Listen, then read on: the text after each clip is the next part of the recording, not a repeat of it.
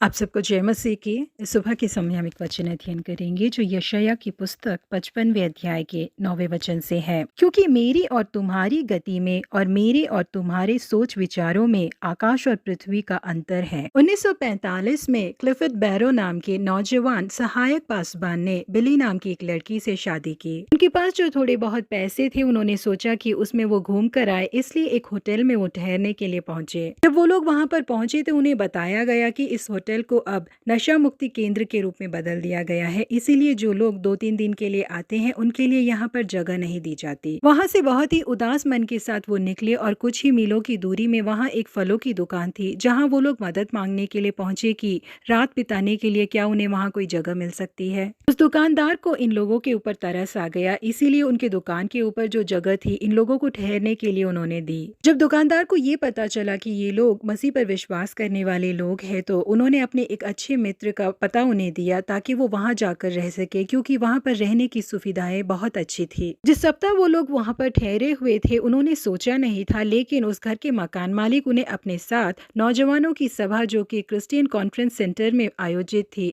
वहां उन्हें लेकर गए। हमेशा जो व्यक्ति आराधना और गीतों में मदद करते थे, उनकी तबीयत खराब थी, इसीलिए वो उस दिन वहां पर आ नहीं पाए। इसीलिए नौजवान पासबान क्लिफर्ड से विनती की गई कि वो आराधना में अगुवाई करें। उनकी विनती को स्वीकार करते हुए क्लिफर्ड ने भी आराधना में अगुवाई की। उसके बाद नौजवान सुसमाचारक बिली ग्रैम मंच पर प्रचार करने के लिए आए। वही वो पहला दिन था जब पासबान क्लिफर्ड को बिली ग्रैम से मिलने का पहला मौका मिला था। और उसी रात सुसमाचारक बिली ग्रैम की अगुवाई में इन लोगों की सेवकाई का एक दल तैयार हो गया। उस दिन से लेकर करीबन 50 सालों से भी ज्यादा पासबान क्लिफर्ड को सुसमाचारक बिली ग्रैम के साथ मिलकर कई देशों में जाकर सेवकाई करने का बहुत बड़ा मौका मिल गया। यहाँ प्रिय परमेश्वर के लोगों, परमेश्वर अपने बच्चों के जीवन में हर एक परिस्थितियों को उनके आशीष के लिए ही बदल देते हैं। यदि पासबान क्लिफर्ड को उस रात उस होटल में कमरा मिल जाता तो विश्व प्रसिद्ध सुसमाचारक बिली ग्रैम के साथ मिलकर सेवकाई करने के मौके को वो गवा बैठते। क्योंकि परमेश्वर की राहें बहुत ही ऊंची है, इसीलिए परमेश्वर ने उन्हें अपनी राहों पर चलाया। जी हाँ प्रिय परमेश्वर के लोगों, परमेश्वर की सोच हमारी सोच जैसी नहीं होती। जैसे आकाश पृथ्वी से ऊंचा है, वैसे ही परमेश्वर की सोच भी ऊंची है। दूसरों की नजरों में यही नजर आ रहा था कि यूसुफ को एक गुलाम के तौर पर बेच दिया गया है। उसके भाई यही सोच रहे थे कि यूसुफ को हमने गुलामी के लिए भेज दिया है, लेकिन परमेश्वर की योजना यूसुफ के लिए फारून के दूसरे स्थान पर उसे पहुंचाने की थी, इसीलिए परमेश्वर उसे मिस्र देश ले गए। परमेश्वर ने यूसुफ को एक बहुत बड़े उद्धारकर्ता और बहुत बड़े नेता के रूप में नियुक्त किया। परमेश्वर हमारे जीवन में भी जो करना चाहते हैं वो बहुत बड़े बड़े कार्य हैं, इसीलिए अपनी छोटी छोटी हार से हम मायूस ना हो जाए। परमेश्वर उसे बड़ी जीत में बदलेंगे करके हम विश्वास करें, तभी हम परमेश्वर की महिमा को अपने जीवन में देख पाएंगे। प्रभु आप सबको आशीषित करे।